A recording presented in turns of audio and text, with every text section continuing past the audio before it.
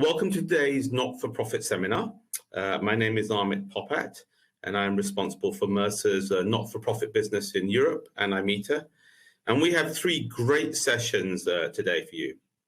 The first will be hosted by myself and my colleague Gilles Leval, based in Canada.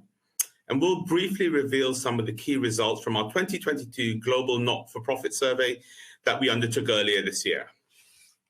I'll then hand over to Chris, based in the US. He's the co-leader for our endowments and foundations business, and Craig McBride, based in Glasgow, who's a senior investment consultant supporting our endowment and foundation clients. And they'll share some ideas on how we're supporting those clients through some of the current risks and challenges of today's environment, including things like inflation, stagflation, and some geopolitical unrest. And we have a very exciting final panel session, which will kindly be hosted by Georges Dyer, who is the Executive Director of the Intentional Endowments Network, which supports endowments in aligning investment policies with institutional mission, values, and sustainability goals. George and the panel will not only discuss the case for impact investing, but really will explore how the opportunity set has evolved and how impact investing can be aligned to your mission and achieve financial returns. So let's kick off with some of the highlights from our survey. The survey we had earlier this year was focused on really four key areas: asset allocation and market trends, sustainability, alternative investments, and business strategy. And thank you very much for those who were able to participate, and we'll be having another survey next year. But we had a great response, 130 responses from 20 countries, and clients ranging from below $100 million with over 20 clients with over $1 billion. So I really feel we have a great representation here in some of the trends that Gilles and I will outline. So Gilles, do you want to kick off with the first outcome from the survey? Yes, thank you, Amit, and hello, everyone.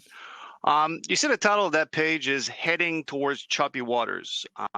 Implicitly, that means that we're starting from a better position than what people feel the future look like.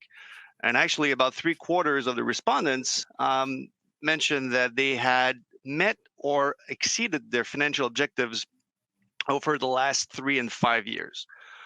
So I think it's important to take at least a gander as to where things stand right now. And I think that by and large, not-for-profit organizations are in a good financial position through attractive returns, as well as donors that have been quite generous, at least from the entities I'm speaking to. However, there are clouds in the horizon, although some would say that actually they're already over our heads. More than half of the respondents are concerned about the low expected returns in the future, as well as the higher inflation. I think that if we had done that survey a few years ago, we might have gotten somewhat different results. I think low expected returns would have been there because I think we've been crying wolf for many years now, and we might actually get that happening now. But the inflation was not on the horizon. I think that when I talk to clients and prospects right now, the two topics that every single meeting I have we talk about is ESG and climate change. These were the fourth and fifth considerations. As well, I gave results at the high level, right? So I'm talking about the forest, but we're able to slice and dice the information by regions and size as well. So looking at the trees a bit more. And if you look at it more closely, you see that Asia and Australia are actually a bit more concerned about market volatility than other regions. The one thing, though, that this is leading to is that some of the respondents are concerned about the capacity of their portfolios to withstand another extreme market. It's about 40% of respondents. So we're starting from a good position. We had a bit of choppy waters in Q1 of 2020, and people are concerned that that going forward might be a bit of an issue. Now, this is a resilient sector, because more than half of the respondents are stating they will maintain the spending policy in the next 3 years. Actually, where I live in Canada, they're going to have to increase it, because in the latest federal budget, they mandated that a minimum spending policy needs to be increased from 3.5% to 5% starting 2023. So that's going to be adding some additional stress and pressure to the system, in addition to higher inflation and low expected returns.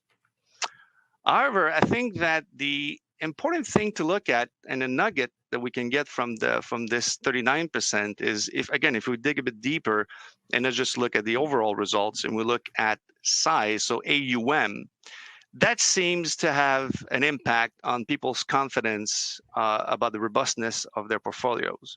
Because if you look at the smaller foundations in terms of AUM, you see that the ones that have less than 250 million are more concerned, are less confident about the robustness of their overall portfolios.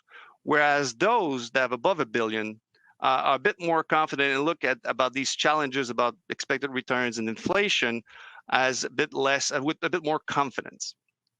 And so actually, Amit, I think you have a bit of an insight as to what might explain some of those differences in confidence level.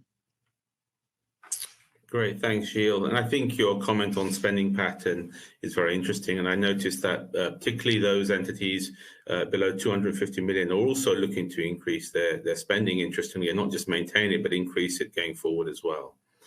But if we look really at private markets and where is the future allocation, it's interesting because some 65% of the respondents really plan to move away, I guess, from the traditional asset classes.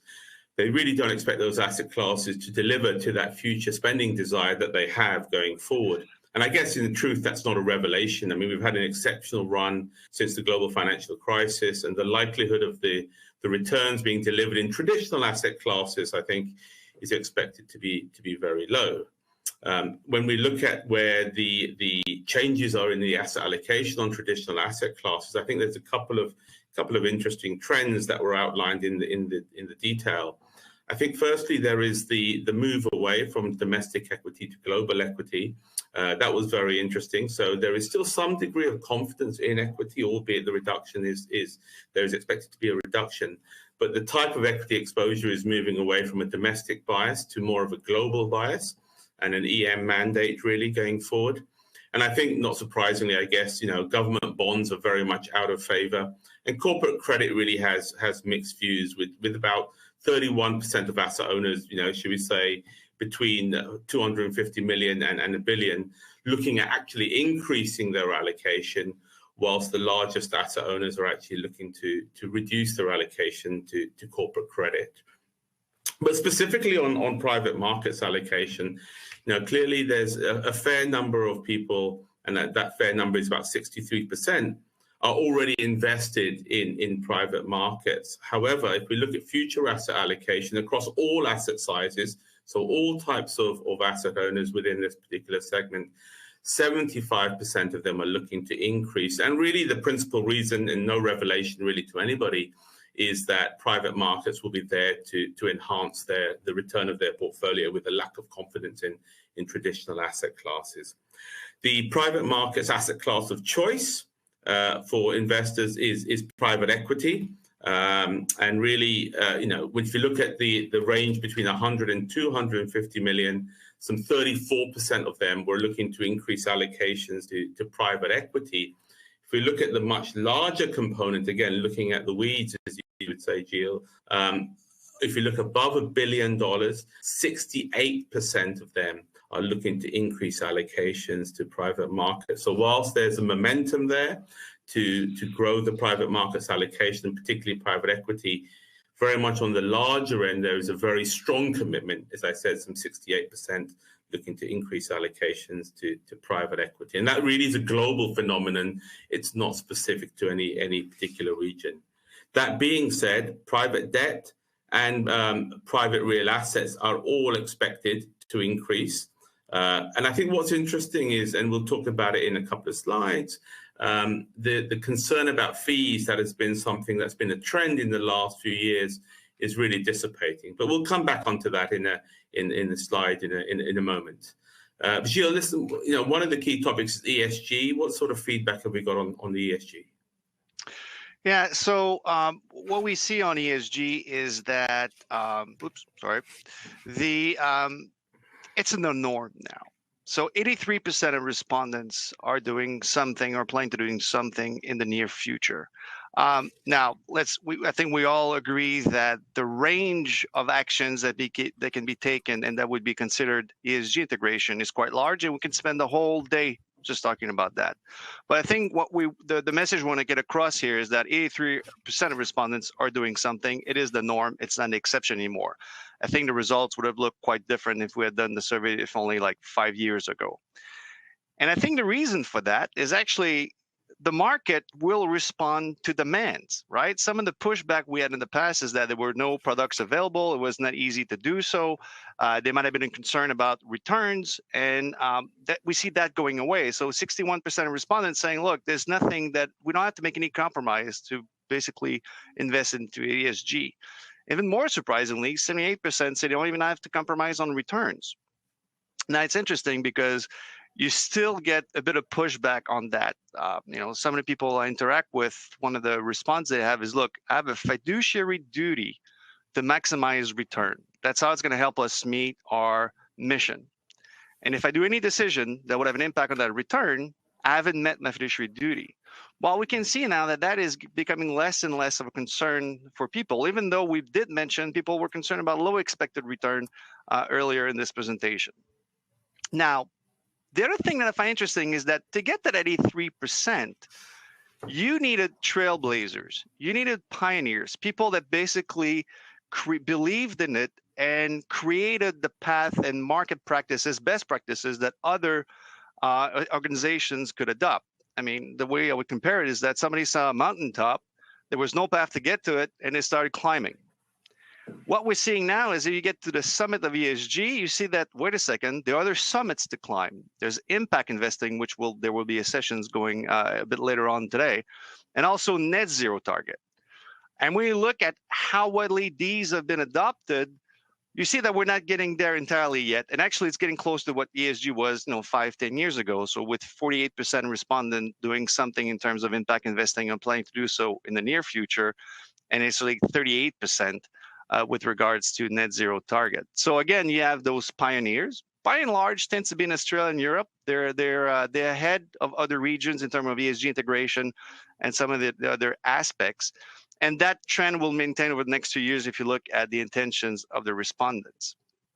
Now, with regards to net zero target, here again, we see that size seems to have an impact because the funds have $1 billion and more in assets. 50% of them have adopted a net zero target, whereas it's only about 33% for the ones that have less than 250 million of assets. I think, again, it makes sense, right? There's an issue about resources. There's so many things we need to worry about. The ESG integration is still a work in progress. Impact investing, the move away from from traditional asset classes to private markets, a lot of elements that need to be worked on. And then you need to have the resources, and everybody knows that resources are a bit of a constraint at that point. But what we know is that culture starts from the top, right? And so you need to have champions, or people believe in it, and basically that will drag some of the organizations towards those objectives. And what we notice is that the number one reason why organizations are not setting a net zero target is because it's not a board level priority. And so I think that we are moving in the right direction. I think there's going to be an extremely interesting conversation later on impact investing. And I would surmise that in the next few years, you would see those percentages increasing like we've seen with ESG integration. But with that said, you see that, private markets, impact investing, net zero, it's all adding to complexity. And I think there were some elements on that Amit wanted to touch on.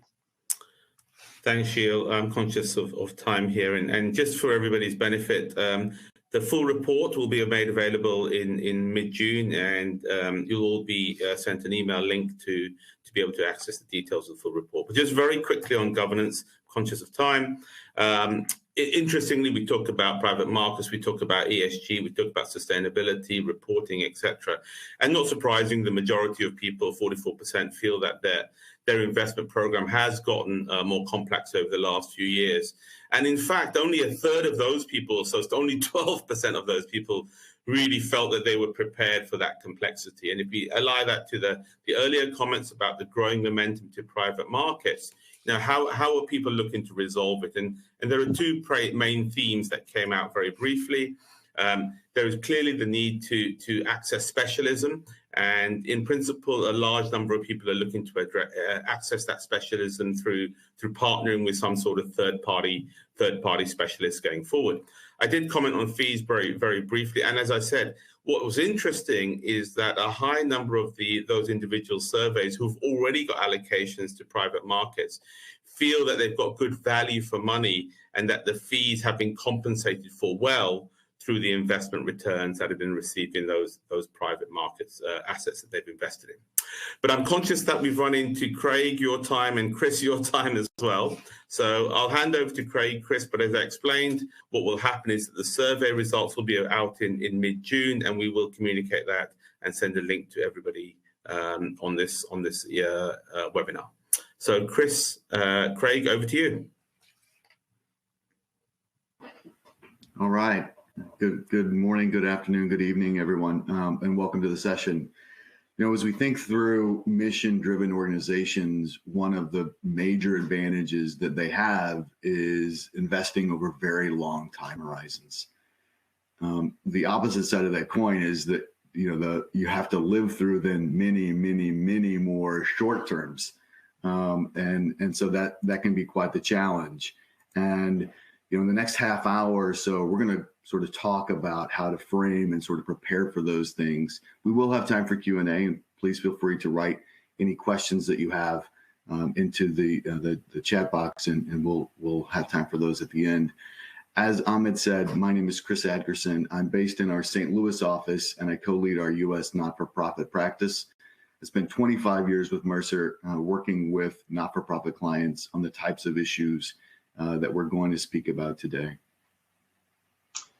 Thanks, Chris. And hi, my name's Craig McBride, based in Glasgow. I kind of lead consultant for endowments and foundations here based in the UK. Interestingly, I've been slightly less than Chris in terms of tenure at Mercer, only 23 years at Mercer, so relatively short period. But yeah, so just moving on to the next slide, and as Chris says, as investors, you have a very long-term horizon, and you can set your long-term strategic objectives and your overall strategy. But the question is, do we care about short-term volatility? Clearly, the long-term is a series of short-term periods. And in this chart here, we're just showing, the global corporate profits and how they've grown over time. And clearly, over a long term, you can see a clear trend there. But there are periods of short-term volatility, and the one case we're showing here is just in 1997, the Asian crisis, and you can see just that drawdown. But clearly, there's other periods of extreme volatility as well.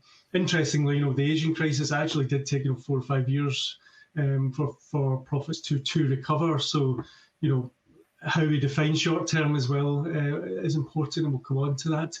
But I think philosophically, for investors, maybe one of the first questions on this topic is, do we care? And for some investors, actually, if you're taking the long-term horizon, maybe philosophically, you take the view, we'll just stick to our long-term plan. And maybe, the best action is no action during those short-term periods of volatility. However, for other investors, perhaps the view is actually we do care and we do want to take advantage of opportunities that present themselves, and also manage risk as well. So we do want to react to short-term volatility. And I think we certainly strongly believe for the latter. It's really important to plan ahead then if that's the case.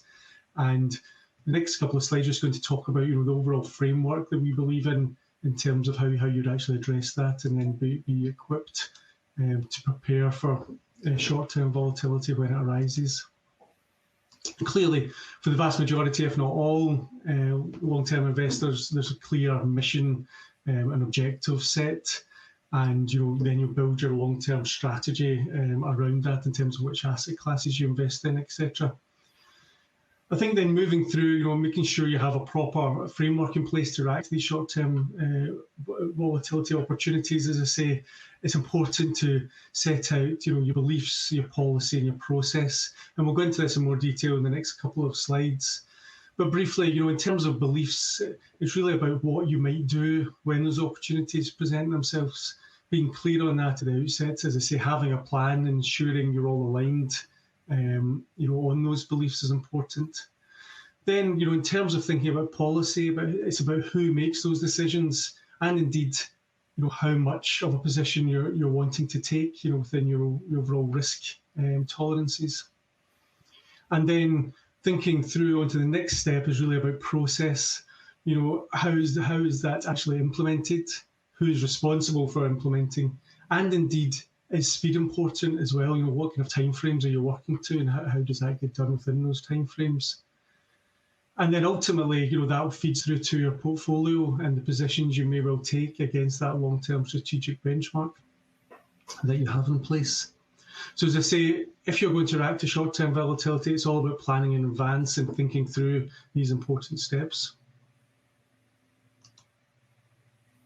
So first of all, just thinking about beliefs in more detail. And I think the first aspect is really just thinking about, well, how do we define success? If we do believe it's important to react to short-term volatility, how do we define that in terms of what we're looking to achieve?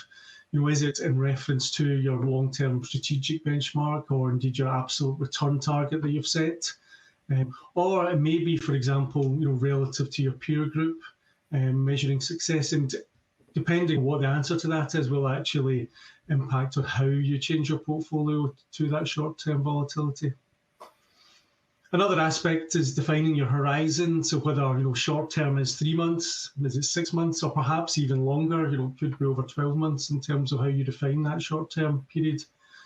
And that's important because it also feeds through to your governance framework then. And the answer to the most appropriate governance framework may well be different for reacting to over a 3-month period compared to, as I say, longer term, like 12 months, for example. And I think also when it comes to beliefs in that philosophy, it's important to set out what you're actually aiming to achieve. Is it just reacting to perhaps more extreme dislocation in markets? So if I think back, whether it's the global financial crisis or indeed more recently with the pandemic, is it those extreme cases where you're looking to react to market dislocations? And by the nature, then those opportunities, if you like, will be less frequent. Or perhaps you're looking to be more dynamic on a more frequent basis, and seize opportunities as and when they arise. So I think it's important to set out in your beliefs what it is you're actually looking to capture, and then thinking that through as well, making sure there's alignment there. And then the third aspect of setting your beliefs is setting clear risk tolerances. And we've set out here a number of different risks. It's important to understand with your circumstances what risks are important. So, for example, is mark-to-market risk important? Possibly it's less important. Maybe more your focus is on capital loss or default risk, or indeed your liquidity. Is a liquidity risk important, or do you need sufficient liquidity in your portfolio? And again, that will come down to your circumstances. But it's important to be clear, given your circumstances, of what those risks that you're focused on. Perhaps, Chris, you just want to expand on policy and then process. Thanks. Yeah, I think so. I think that this is really important. I know, for us, we just published something not too long ago entitled Investment Beliefs, the Governance Bedrock. And this paper really kind of went through these particular things, and we've helped clients sort of build those statements. They can often be, 2 to 3 to 4 pages, but they can really kind of help outline this. And it's really helpful, I think, particularly when there's transitions. So as new committee members come on, it kind of helps that. I think it really helps prepare you for those things. And in particular, that risk tolerance. So I worked with a client, for example, to sort of build out these risks, and we ended up with 11 of them. And it wasn't just enough to list the 11, but we actually then defined them and then what the mitigation steps we were taking in the portfolio was. We did so that we would be prepared. Because again, with these risks, you can't eliminate them, but you can sort of mitigate them. And knowing what you're doing, I think, is really important. So for example, 2 that you had listed, illiquidity risk, right? So they started with this saying, well, what is illiquidity risk? Well, it's the risk that we don't have cash when we need it. They actually took it a step further and said, well, actually, it's not really having cash or the access to turn something into cash when we want to, right? Because we might have equities in the portfolio that we can turn into cash, but if it's down 30, 35%, we may not want to. And so they kind of defined that risk. And then they said, okay, well, how do we mitigate that? And the answer was, the first thing they thought about for this particular organization was more sort of enterprise risk management, where they said, we as the investment committee probably need a better handle on what our organizational cash flow needs are, right? So what does it need from the portfolio? And so that sort of dovetailed into a better sort of communication with the administration of the organization. That applies to some more than others. So higher ed and healthcare, probably it's a much bigger issue than maybe foundations where you're just grant writing. Then they looked at what other things they might need, like cash flow from private markets. So we know that you're going to get capital calls. And so we did the modeling for what the cash flows would look like, out 5 years, again, estimates, but provided them with those numbers. And then we said, okay, well, we probably want to make sure that we have a certain percentage of those in cash and government bonds. And so they created a liquidity statistic where they said, you know what, we want to know what our cash flow needs from the organization are, what our probable cash needs are from private markets. We want to make sure we have so much in cash and bonds to meet that. They ended up turning that into liquidity ratios so that they know they had, 15 or 20 or 30 months worth, so that if something happened, it allowed them to sort of stay in the market. The other thing that they ultimately decided to do was to have, a quarterly liquidity report. So something we provided to them quarterly was, we kind of broke liquidity into a couple of things, like monthly, quarterly, annually, and then beyond 1 year, and kind of break it into the liquid, semi-liquid, illiquid categories, or as I like to think about it, money you can get to, money you can plan for, and money you can't touch. And that was helpful. And then the last thing we did was, on an annual basis, we've begun stress testing the portfolio. So they would say, okay, here's our liquidity today. What would happen if markets were down 25%? What would happen if markets were down 40%? What would that liquidity statistic look like? And so that's just really helpful that for them, they've thought through this so that when times do get ugly, they know that they have that sort of covered, or at least they've thought about it.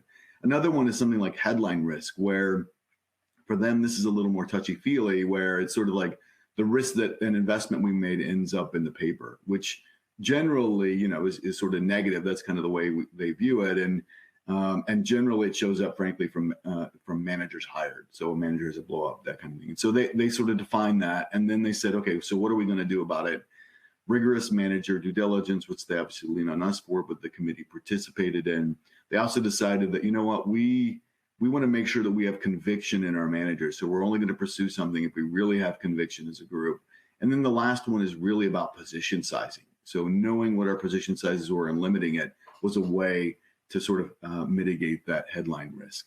I say all of that because having this belief statement is imperative in terms of trying to figure out the what's next and being able to take advantage of those dynamic positions. So the first question that we get to is, often you get to the committee meeting, we've seen markets like they've been over the last 4 or 5 months. They want to talk about what's going on and what to do about it, right? What are we going to do, right? Because that's the sexy thing. That's the interesting thing, right? We're going to overweight this. We're going to underweight this.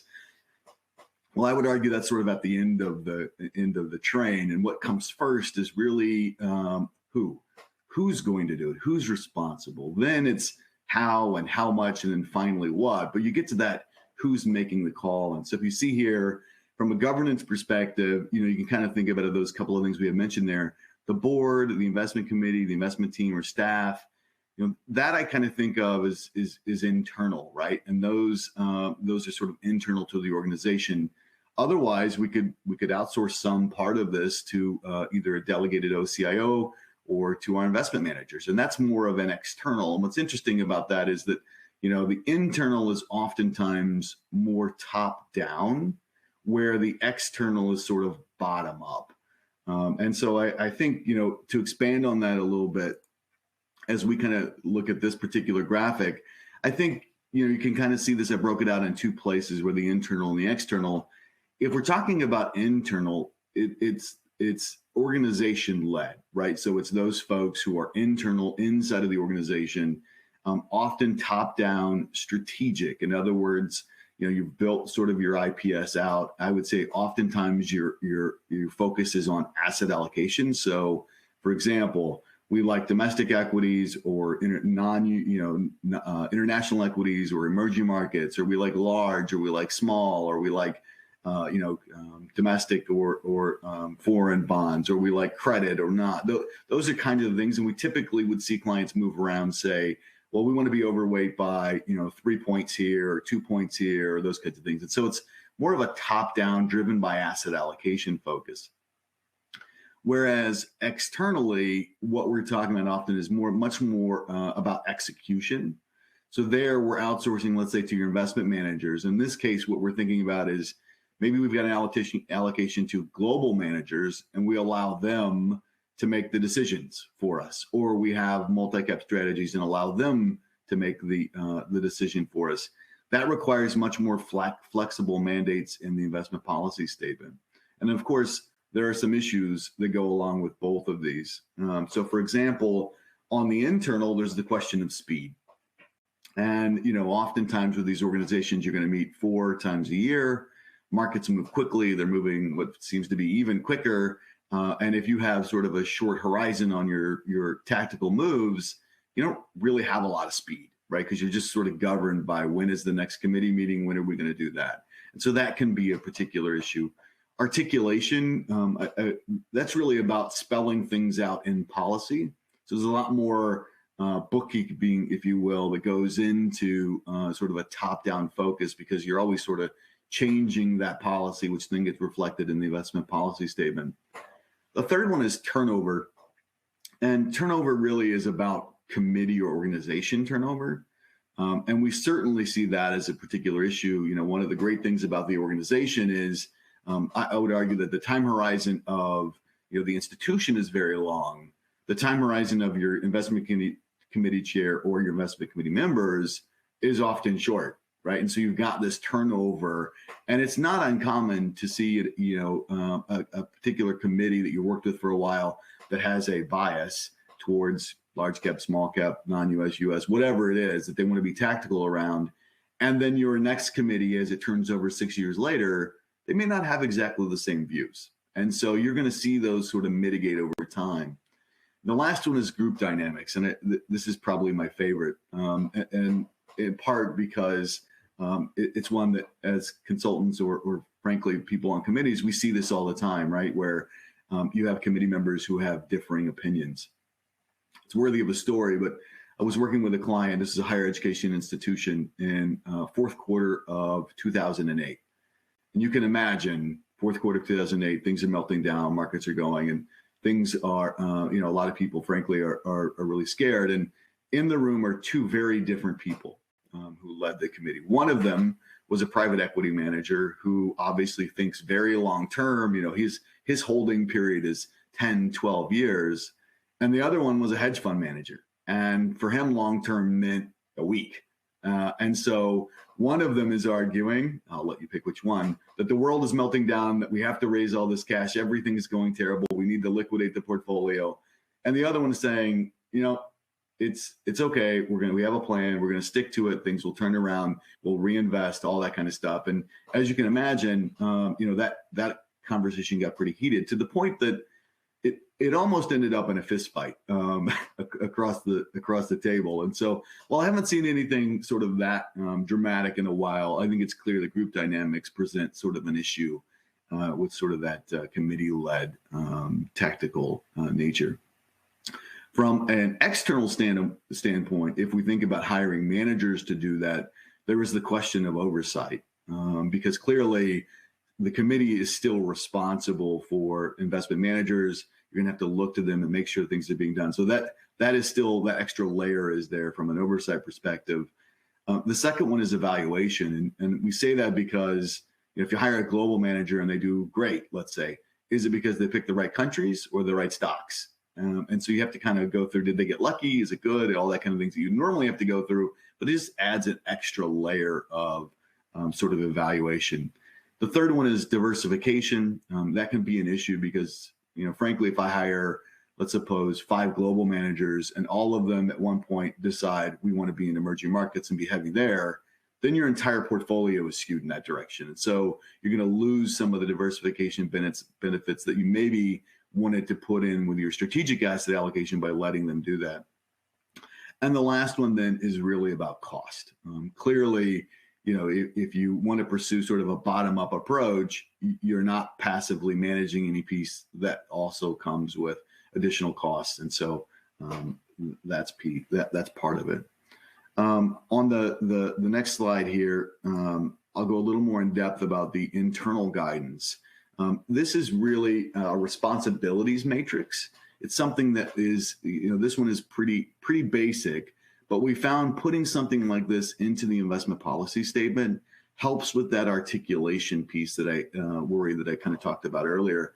What you see here is we kind of break it into a couple pieces. This one, again, as I said, is really basic, but it lays out sort of strategy, management, and operations, and then by function at the top across the columns, and then by responsible partner there down below. And we've seen these get a lot more granular with some clients. So for example, they want, to spell out who has ultimate control of the strategic asset allocation, who has ultimate control of dynamic asset allocation, where are those ideas coming from, even so much as the, manager selection and manager weights. For example, how much are we going to allow, a manager to be used, which if you're doing bottom up can certainly be part of that. So that's definitely something that you can look at trying to add into your investment policy statement as a way to sort of help you get through sort of the management or articulation of the internal process. Now, from an external standpoint, when you hire an OCIO or a delegated service, they're sort of in control of that dynamic asset allocation. So they're going to be the ones who are making that choice. They're going to have this manager selection often that is incumbent upon them, which creates then another layer, if you will, of the ability to be tactical. Then there's room for opportunistic investing. And really what we mean there is more, new things coming onto the market. The market is always sort of evolving.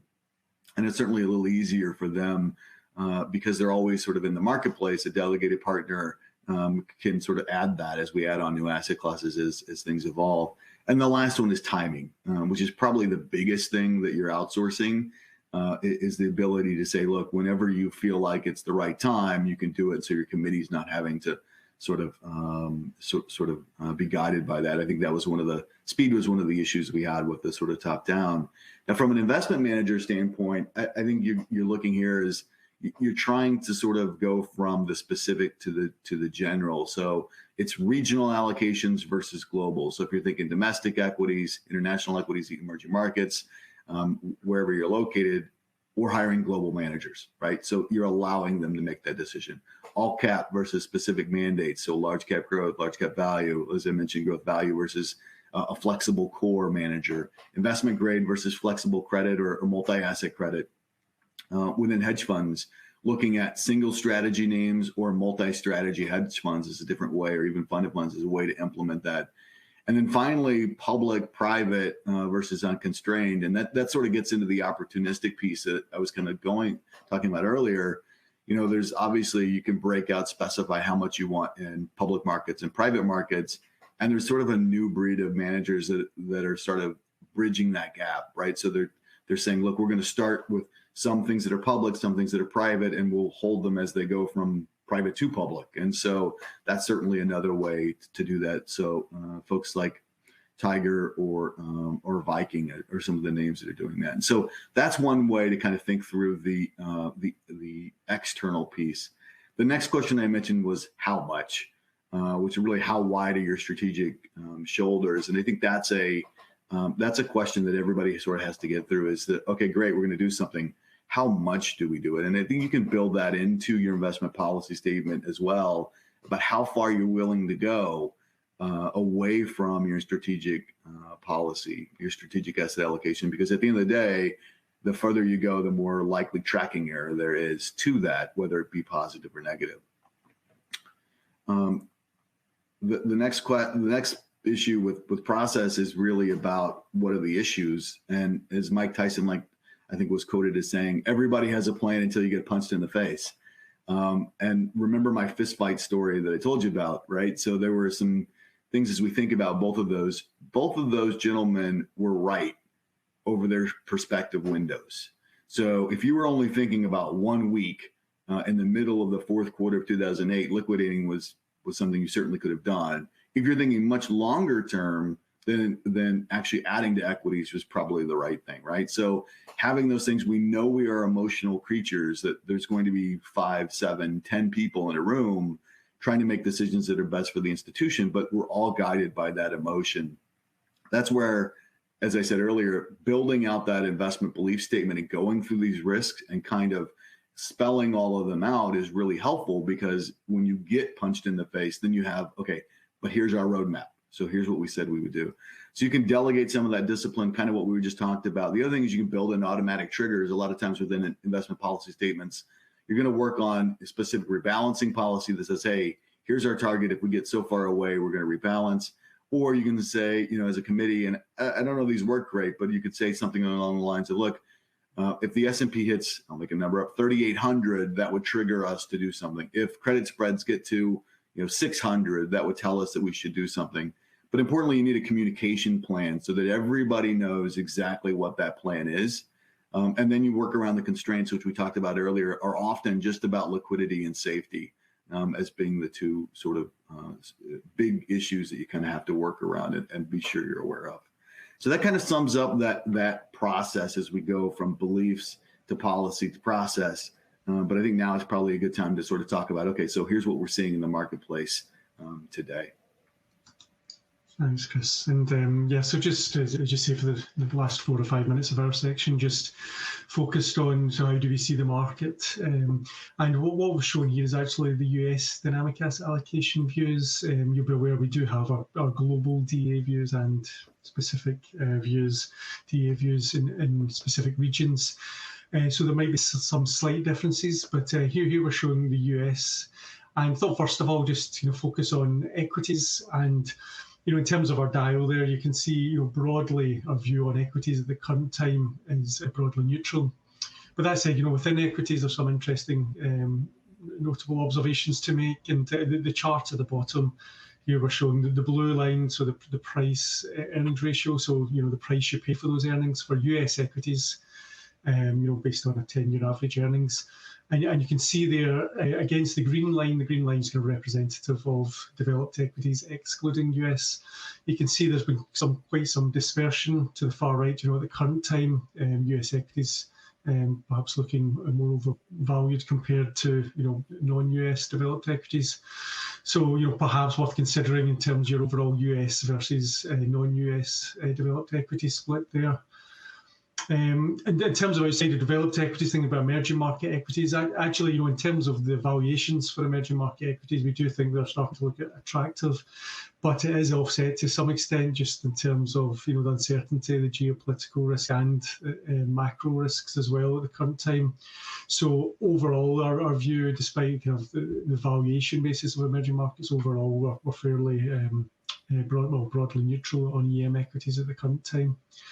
I think we're perhaps actually, given the kind of broadly neutral view on equities overall, perhaps fixed income's a bit more interesting. So, Chris, would you mind just covering fixed income? Sure. So on fixed income, there's quite a bit here. This is the USDA dials at the top. I think the global are, as Craig said, a little different. U.S. Treasuries have ticked up a little bit, in part because as we look at what's going on with rates, clearly that's a big issue. Central banks in U.S. And Europe are raising rates to deal with inflation. We're beginning quantitative tightening across the board. In fact, the U.S. Fed is meeting today, and a 50 basis point increase is expected. We're expected to have that neutral rate or interest rates raised to 2.8% by the end of 2022 in the U.S. That's 10 25 basis point hikes, which is pretty substantial.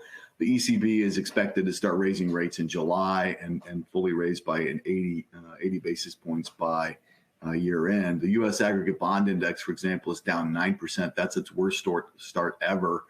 The 10-year Treasury is off to its worst start since 1788. I saw that from Deutsche Bank, and I thought that's a long time.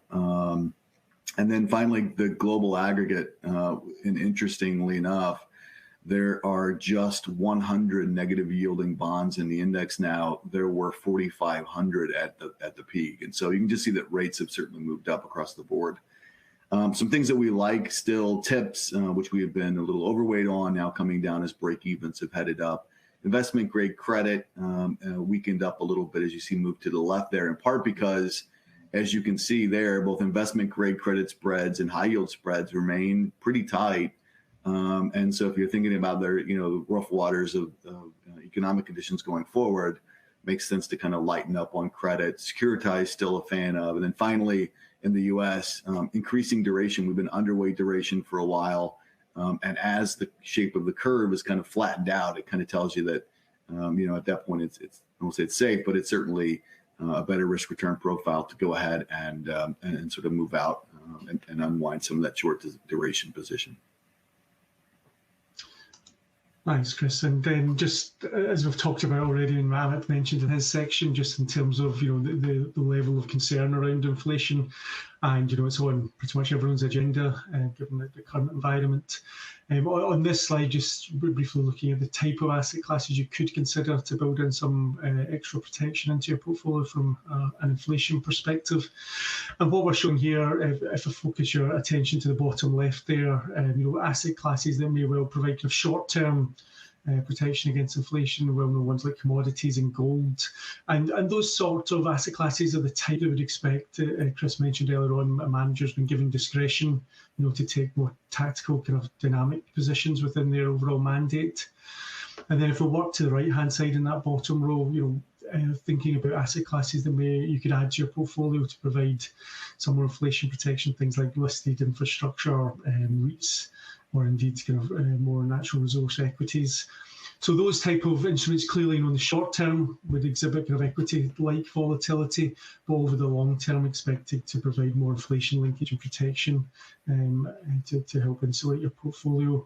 We've included floating rate bonds and private debt. So you can see there, not an explicit inflation hedge, but linked to that point that Chris made about central bank policy shifting now with expected interest rate rises coming through over the next year or so. These assets will benefit from that floating rate nature. So in the environment where central banks are raising rates to protect or at least control inflation to some extent, those assets would benefit.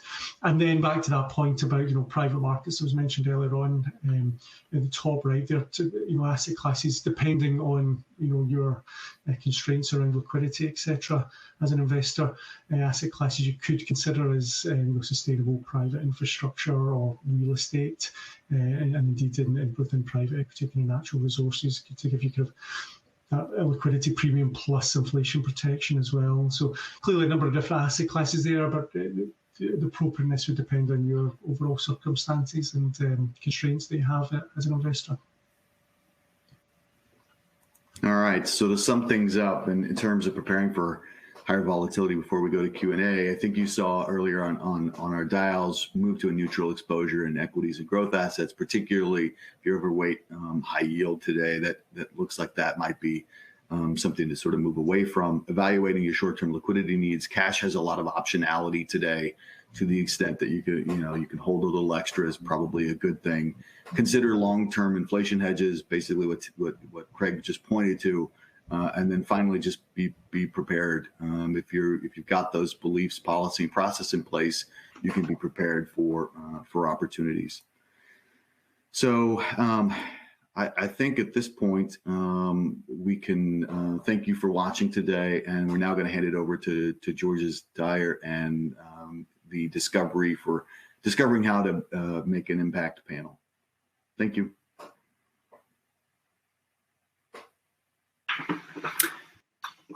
Thank you so much, Chris, and good morning, everyone, and welcome to our next session here on discovering how to make your impact, where we're going to be talking about how the growing field of impact investing can help nonprofits achieve their mission and the implications for risk and return in the portfolio. My name is George Dyer. I'm the Executive Director of the Intentional Endowments Network. And IEN is a nonprofit peer learning network. So we support endowments and foundations and their service providers in advancing these conversations around effective mission-aligned investing strategies that we believe can really have the power to shift our economic system to be more equitable, just, and sustainable, and help these organizations fulfill their mission. So I'm joined by three fantastic panelists today. Beth Sorrell, who is President and CEO of the Jewish Community Foundation of San Diego. Suzanne Breggy, who is Head of Impact Investing at Finio. And Amy Ridge, who's a partner with Mercer Alternatives. And in just a minute, I'm going to ask each of them to introduce themselves and their work. But first, just a little bit about what we're seeing in this space within our network. So IEN, we have about 210 members, and they include higher education endowments, some foundations and faith-based groups, other nonprofits, as well as investment consultants, outsourced CIOs, and managers across asset classes. And within the network, we really explore a broad range of impact themes, but much of our work and much of the conversations with our members is focused on climate risk and climate solutions, as well as issues of justice, equity, diversity, and inclusion, or JEDI, in the investment process. And on climate, as was mentioned a bit earlier, we're spending a lot of time with our members on the concept of net zero portfolios. So those that engage with all companies and assets in the portfolio to ensure that they are reducing emissions at a pace that's in line with the Paris Agreement and a 1.5 degrees Celsius global warming target. And this is, in some ways different from fossil fuel divestment, which has been a big part of the conversation over the last 10 years or so. But it can also include full or partial divestment. And I found it really interesting to see that stat from the Mercer survey of 37% of respondents planning or having made a net zero commitment already. In terms of JEDI, a lot of our members are focused on increasing allocations to underrepresented managers, having a lot of conversations about what that looks like, and even setting targets to allocate a certain percentage of the portfolio to women and people of color in leadership at their managers, as well as looking at their own JEDI practices internally, so board and investment staff makeup, as well as looking at how to engage and evaluate companies on these topics to improve corporate practice. So in all these areas, we think there are opportunities across asset classes to drive change and have meaningful impact, as well as protect capital and enhance returns. So we're going to hear from our panelists on how they're seeing this play out with nonprofits in the market. And Beth, I'd like to start with you, if we could, and just ask you to tell us a little bit about your foundation's journey to date and how it got started, and maybe what some of the biggest barriers were and what some of the most helpful tools were in making progress. Sure, thanks so much. So the Jewish Community Foundation in San Diego is a community foundation. So we manage philanthropy for about 1,000 individuals and families, as well as for a number of nonprofit organizations. So there are just a huge number of stakeholders with a diverse set of impact interests and risk tolerances and so forth and so on. We introduced an impact investment pool which invests across all asset classes about 5 years ago. It is performing absolutely consistent with the market. So we're seeing more and more interest as our track record grows. The real barrier or process, it's all about education. So, we have an investment committee like the previous panels we're talking about, with a diverse set of interests and fears around ESG and impact. And we've just had to constantly take baby steps and educate at every step of the way. And then the longer you have a track record, both in impact and in ESG, then it gets easier because, you can point to something that says, we did it. We did go with introducing an impact investment pool actually before we integrated ESG into some of our other pool options. We have a long-term, a short-term, a mid-term, an endowment pool, et cetera, and an impact investment pool. And I think the reason for that was just that there was this feeling that if it was segregated, it felt less risky because then it was only impacting donors that chose to go into it. And so it met the niche need of some of our clients.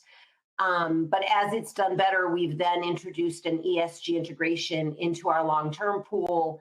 And more we see when we survey our donors, when we talk to our donors, that they really want some ESG integration in their portfolios within this philanthropic context. But I would say most useful tool is clear communication, real transparency about what you're doing, and real clear communication about what others are doing, what we're seeing in the marketplace. It's all about education. And certainly, I have people on my investment committee who are very skeptical of this. And it's just one step at a time, and sort of knowing, when to push harder, and, when to say an incremental gain is a good step. I think if you're managing a private foundation, if you're looking at a private foundation or, an educational endowment or whatever, you don't have quite as many stakeholders that are active in the process. And so we've really had to herd cats in a certain way. But even with smaller, you're going to have skeptics, and the education, we brought in some speakers, we had Mercer, our Mercer advisor, come speak and share the experience at a broader level. And we've just taken, it's baby step education, baby step education, baby step education. And I would say it has been like 3 steps forward to 1 step back. So progress, faster than some would like, but not as fast as others might like. That's great. Thank you, Beth. And yeah, we see that all the time in the network, the importance of education. And I think some really practical suggestions there in terms of, working with your consultants and also bringing in external folks. We do a lot of sort of peer-to-peer networking and bringing in folks from other boards that have been through this to speak to your board or investment committee, we find can be helpful. So Suzanne, if we could turn to you to have you tell us a little bit about your work with FINEO and maybe how things might look a little differently in continental Europe with regard to impact investing. Thank you so much, George, and thanks, Beth, for sharing. Happy to talk about what we do. FINEO is a philanthropic advisor and an impact investing advisor, and we also offer, next to the advisory services, we also offer measurement services, impact measurement services, which differ a little bit depending on whether the client is a foundation or a donor versus an asset manager or commercial financial investor. But the DNA is very, very similar. This is what we do as an organization. We are 70 persons, for the time being mainly active in German-speaking areas. This is why I know quite a bit about what's going on in German-speaking areas. I personally have a traditional background. I have worked for traditional private equity and hedge funds before I started to exclusively focus on impact investing over 10 years ago. Over the past years, I lived in London for a long time, but also in New York, where I also had the chance to get impressions from what's happening in your areas, in your geographies. So comparing those continents are pretty interesting. I do believe also, if I relate to what you are saying, Beth, for us, I'm convinced that especially continental Europe is more welcoming and supporting the notion of responsible investing, sustainability, and impact investing. I think this has started longer ago, this interest. And I believe it started even in the Scandis, so more in the north of Europe, before it took over and also included Germany, France, Switzerland. And I will elaborate a little bit more on that later, how we interpret impact. And we don't advise when it comes to ESG in liquid markets. When we talk about impact and impact investing, we talk about private markets, because for us, what counts is real world impact. And this is mainly happening in private markets and less in liquid markets, especially on the secondary market. But I can, go into more details on this later. And this is something where the Anglo-Saxons are further ahead than continental Europe. It's much more in your DNA. And when I say you, I think of UK, and I especially think of US, than for continental Europe's European investors or foundations. We, for instance, don't have the notion of an endowment where, you have big money being put in endowments and investment professionals sitting on it and managing this. Think about Yale endowment, Harvard endowment, et cetera, et cetera, et cetera. We don't have that. And it's just now that we see where, our situation is a little bit different than yours, Beth, because someone becomes a client of ours if they want philanthropic advice or impact investing advice. But what I can absolutely relate to, what you were just saying, is, of course, we also have to go about and try to get clients. So we are having lots and lots of conversations around this as well. But once we are working with a client, they want to make impact investing, or they want to give, they want to become a donor. And it's also interesting what we see there on the impact investing side, and this is now really true for the German-speaking area. All of our now clients are next gens. They are inheriting money. They are inheriting a lot of money. They clearly say, I don't have to make more money. Of course, I want to protect it. Of course, I want to have a financial return, but the wealth is already there.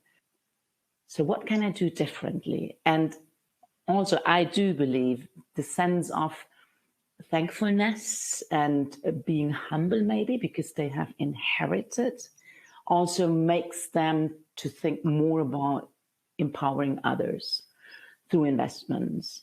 So we are getting more and more clients who are in this transitioning process of getting money, of inheriting money, but wanting to think differently. And all of them have family offices, but they don't really trust them because they were hired by the parents and they did it traditionally. So they want to see someone who's really committed to impact investing and gets them. This is, for instance, why we have in our team also talking about peer-to-peer, what you were just mentioning, George. We have someone who is a next gen and an heir in our team, and he can talk to those on a really high level. I started this process 7 years ago, where you are maybe today. And I think those practical examples, how did you do it? What was your learning curve? What money did you maybe pay for that learning curve is enormously important. So peer-to-peer for us is super important.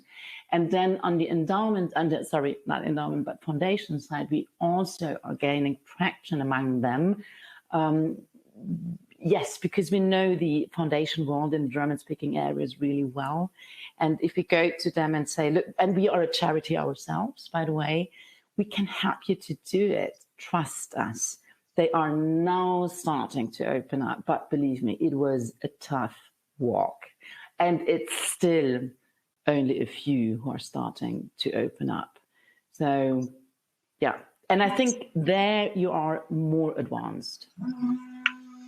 Yes, no, there's definitely a lot of on-ramps onto this, and it's fascinating how different stakeholder groups can drive it, but oftentimes come to similar places. So, Amy, I'd love to hear how Mercer is helping clients through this journey, and maybe you could specifically tell us about your work around diversity, equity, and inclusion in these conversations. Sure. I feel like I kind of sit in between Beth and Susan, helping clients wherever they are on their journey is really what we do. And so to Beth's point, sometimes that is, let's talk to boards, let's put surveys out to assess how important different aspects of impact is. Is DEI a focus? Is ESG, is environmental more of a focus? Just trying to assess, or is none of that a focus, and we keep moving forward with the road that we're on.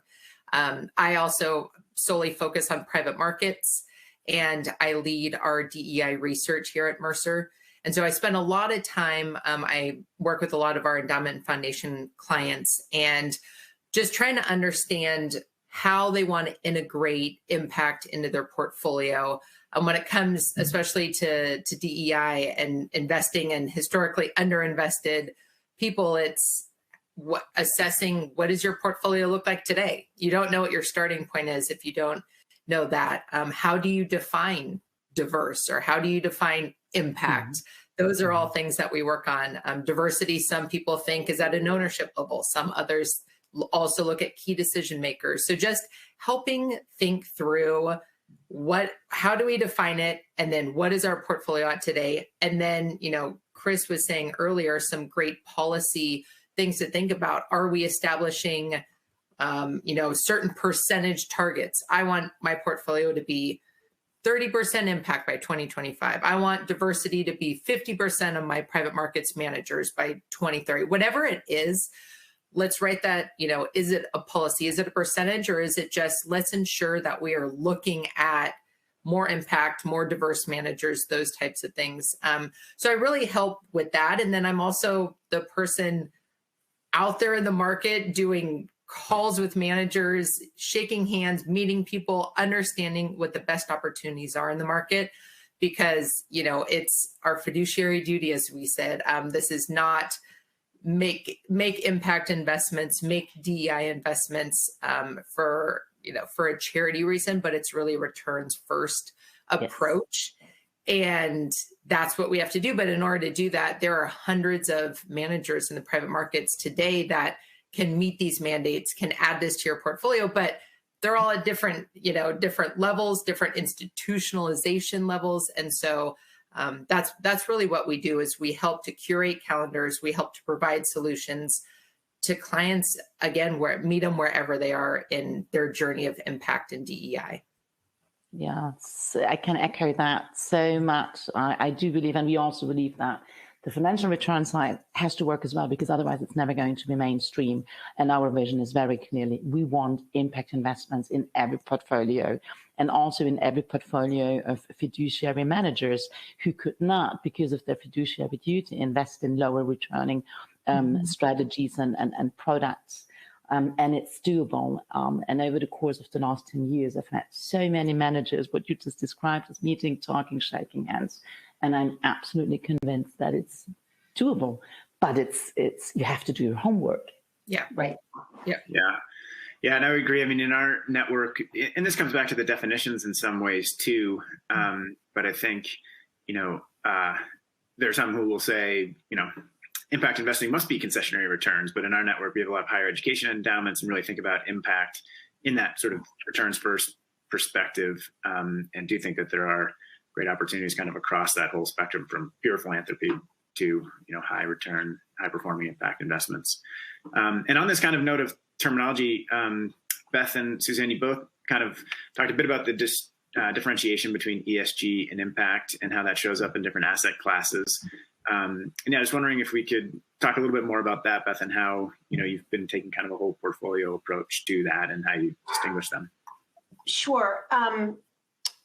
So I think it's really important to note that every investment is an impact investment, in the sense that every investment has impact. And it's really a question of, what is that impact? To what extent are you paying attention to that impact? And is it impact that you want to have or you don't want to have? And I think if we're really honest, we have to admit that even the investments that have the most positive impact, that are totally mission aligned, they also, have some impacts that maybe we're not so crazy about. There's no such thing as the perfect investment, be it an impact investment or any other kind of investment. We think about impact investing as having direct positive impact in an area that that's aligned with our mission. And so that tends to take place in the private market. You are more directly investing in a fund that's investing in companies that are doing very specific, measurable, impactful things while they're making money. And I want to be clear, everything that we do is, has a fiduciary duty, is competitive market rate returns, et cetera. We think about ESG in the public markets, where you can, more integrate the processes. It is harder to measure impact in the public markets because it's much more diffuse and further sort of down a value chain, if you will. And it's not directly attributable to your investment. And so we look at the processes that managers are using in terms of, what are the due diligence processes, in terms of how managers are selecting their investments and what they're looking at in how they're assessing public companies in terms of their environmental and social and governance activities, the processes and activities that they do. But measuring the actual outcomes and direct impacts is very difficult. That said, in the public markets, there's shareholder engagement. And we are generally opposed to screening out anybody or anything. We are much more interested in being an active owner in the public markets. So we are, through partnerships, very engaged shareholders on environmental issues, on social issues, and on issues that are obviously particularly relevant to the Jewish community, religious tolerance, et cetera, et cetera. And so we think about it in both ways. So whatever asset class you're in, there are ways to be impactful, and you have to, while you are earning a market rate of return. And so you have to look within each asset class at the best way to be impactful. And I think in the public markets, it's really a shareholder engagement strategy, in terms of proxies and, actively approaching companies about their behavior and changing that behavior. And we have seen globally some really impressive successes in the last few years around shareholder engagement. And then in the private markets, there's much more of an ability to target a geography or a UN sustainability goal and really have very targeted impact. And in the interest of time, I'll stop there. Yeah, no, that's great. I'm glad you mentioned the public markets and engagement as a way to have impact, because there's really great scale there. But as you said, it's, kind of a different approach. And, Suzanne, you mentioned this, that you really focus on the private markets and the direct impact there. And I'm wondering if you could just talk a little bit more about how that shows up and maybe the concept of scale, how that scales also to have broad impact. Don't forget, I have a different starting point than Beth. We are focused on private markets. We do the measurement in both. We do the impact measurement on the liquid side and on the illiquid side. But because we see exactly the difference that Beth was referring to, we talk on the liquid side about impact alignment, and on the private side about impact as in real world impact. But we have tools for both. But when it comes to advising, we are focused on private markets because we don't have to manage differently to Beth money over all asset classes. We are a specific addendum to wealth that wants to have that exposure in private markets and impact investing. And of course, all of our clients have millions and millions and millions in liquid strategies. This is also not judgmental that we make this difference between alignment and real world impact. It's just the DNA of the asset class. And of course, every professional portfolio should have everything: fixed income, stocks, hedge funds, private market investments. It's that it is. I do absolutely agree with Beth that we have seen some interesting things going on even on the secondary market through engagement strategies. Just recently hearing about Carl Icahn's stance to speak up for animal welfare and, buying stocks from McDonald's so he can speak up for animal welfare is amazing.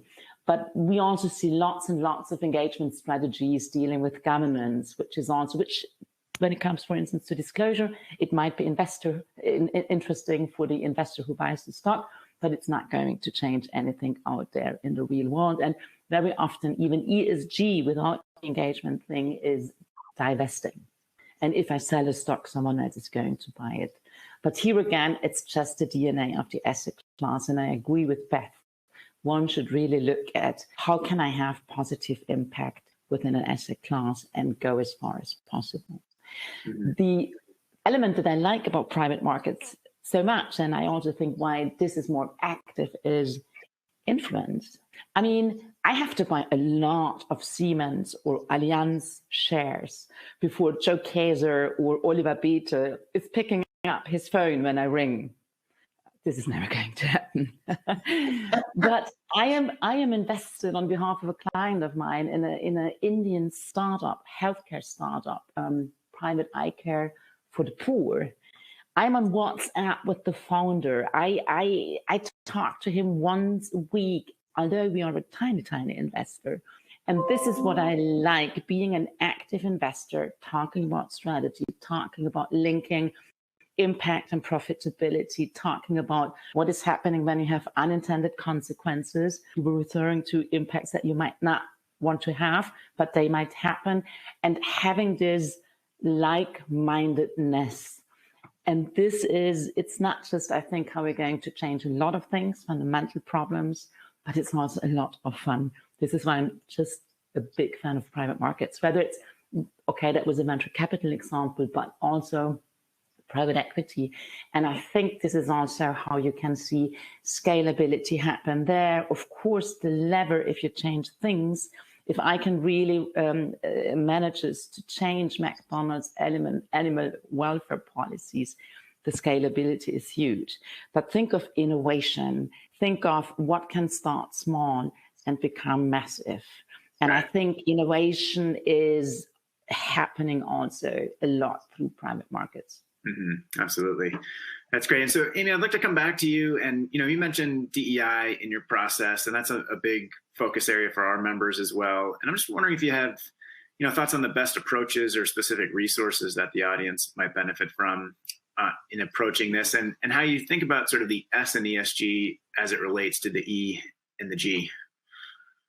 Yeah, I know a lot of people say DEI is the S, but I also think it's the G, right? It's governance models. It's looking at how you're putting together your investment committees, your founders, all of that. So for me, we had to define what diversity meant to us. We look at both ownership and key decision makers. We look at investment committee composition. We look at the portfolio managers leading a fund, as well as looking at ownership. Because I think if we don't, I like the broader definition. It's harder to measure. So a lot of people go with that ownership piece. We went one step further with the key decision maker piece, because if we're not helping people change who gets a seat at the table today, we're not allowing professionals to build resumes and track records to then hang their own shingle one day. And so that's how we look at it. We also wanted it to be the largest investment pool possible to choose from. And the diverse manager space is large, and it is growing monthly. I can attest by the amount of emails I get with new fund introductions. But I would say, definitely the ILPA website, Institutional Limited Partners Association, is a great website. They have about they have a ESG roadmap. They have a DEI roadmap. They have a DEI data collection template that is being used by a lot of institutional investors today, which means that GPs are actually willing to fill it out for you. So you can really assess the diversity at all levels of an organization. They have helpful tips. So I think that that's a really great website to use as a resource. I also really like the NAIC website. That is the largest, it's for US investments, but it's the largest diverse network in the US, and it has about 150 managers on there that you can meet with. So it's a great sourcing mechanism if you want to take a look at some really top-notch managers. So I definitely say those resources have helped us in our journey as well. Yeah, that's great. And those are, definitely both great groups doing work in this area. And that reminds me, I just mentioned we have a racial equity investing primer for endowments also that's freely available on our website. That is, I think, a good roadmap and references some of those other groups. We're going to shift and spend the remainder of our time with some audience questions. So we've got some good ones coming through, but for others, please send them through and we'll get to as many as we can in the last few minutes here. But the first one is if our panelists are seeing any investors using the UN Sustainable Development Goals as a framework or as target setting in their impact investing journeys. Pretty much everyone, I would say. Interesting. So at the large, I think in the family office world, I think that is happening. At the large sort of more institutional, I'm trying to drive us in that direction. But we're not, and none of my community foundation, I still have people here in the United States where I say UN SDG and they go, what? And so Suzanne, and even, that even people who you would think would know better don't. And so, and of course, in our world, in the community foundation world, we've been tracking our grants forever through a certain classification system, which is not great. And but migrating it to the UN SDGs and figuring out how to deal with when, because you do it a pie, right? You want it to add up to 100. And when you look at how either grants or investments map against the SDGs, it's many to many. And so we just haven't figured out what to do with all our historical data. And I don't have the resources right now to sort of make that switch. I talk about it a lot, but we're not really using them. That's what we see too. We use it sort of as a framework for education about the broad range of issues, but less as sort of an implementation tool. But I know that conversation is very different in Europe.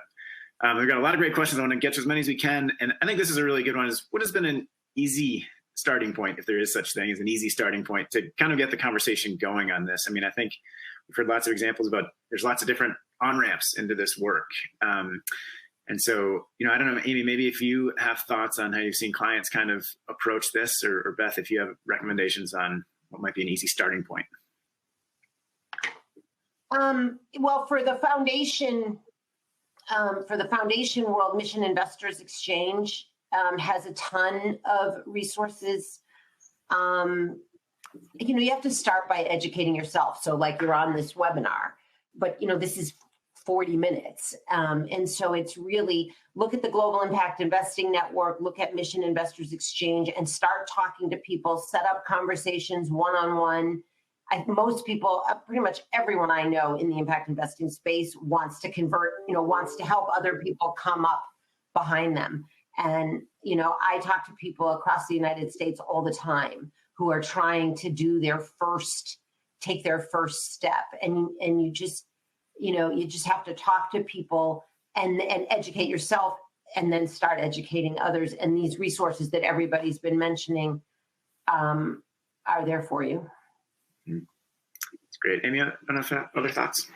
Yeah, I would agree. I think education, and I think once you actually start looking, where do you want to go? Do you want it to be in your private markets piece, in your public markets piece, kind of getting a high level, okay, where at least are we starting? And as you heard on the call today, a lot of us think the private markets is an easier way. It's more intentional in what you put your money in. It can be more impactful, to Stan's point. But then it's not as scary once you start. So I would say start talking to people. I would love to tell you about our top ideas in ESG and DEI for you to look at. I'm sure Beth would love to talk to you through how she, just reaching out and starting, and then just jump in. It's not as scary as you think it is, I promise.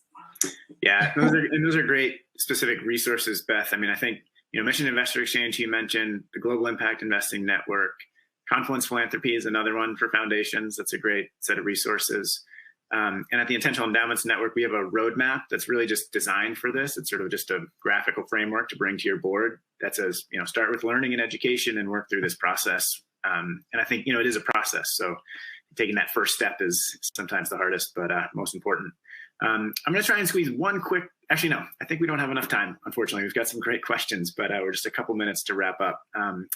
And so I think we'll have to leave it there, but I do want to just ask each of our panelists to maybe provide 30 seconds on, if there's one key takeaway, action item, or lesson learned that you might want to leave our audience with, what would that be? And if you could do so in 30 seconds or less, that would be great. And Beth, we'll start with you again. I feel like I've said the whole education thing 1,000 times, but I guess I'm learning, you're not going to convince everybody, and you just have to move forward with the people who are interested in, and take small steps. And each step will prove a point, and then you have a track record to build on, and be patient. Mm-hmm. Yeah, that's great. And Suzanne? I would probably say, do your homework. Don't get too impressed by pretty pictures or great ideas, it's still investing. And although I'm echoing Amy, it's not as scary as it is, but I see a lot of people who mean well, but who cannot really do well. Don't get carried away with a great idea. It's still investing. And maybe coming back to education, you need to get the investment know-how, or organizations with investment know-how, nevertheless. That's a great point, especially as the market matures and becomes more mainstream. There's a lot of options out there, and you've got to be careful how you choose. More washing as well, impact washing too. I see a lot of that happening right now. That was not the case 10 years ago. Now, too many. And that worries me. That's a worry. Yes. All right, and Amy, final thoughts? I would just say, it's easy to wait. It's easy to wait for someone else to make the first move, wait to see who else is doing it. Just don't wait. Wherever you're at, start the process, whether it's education, implementation. The best things in life can be scary at first, but it's really not that scary. The numbers are in your favor. We have lots of investment opportunities today. We have lots of returns first investment opportunities today. So I would just say, dip your toe in the water and you'll find yourself swimming in no time. Super. Great. I absolutely agree, Amy. Yeah, great place to leave it, to take action and get moving. And I know any of us would be happy to connect in some of these other groups we've mentioned, so do reach out. So with that, on behalf of the Mercer team and all the participants in today's event, thank you so much for joining us today for Not-for-Profits in Focus, today's insights and tomorrow's strategies. It's been a pleasure, and thank you so much to all of our speakers in this session and the previous ones. They've all been very insightful, and I know the Mercer team looks forward to sharing the full global not-for-profit report with you all soon. So with that, have a great day, and thank you very much.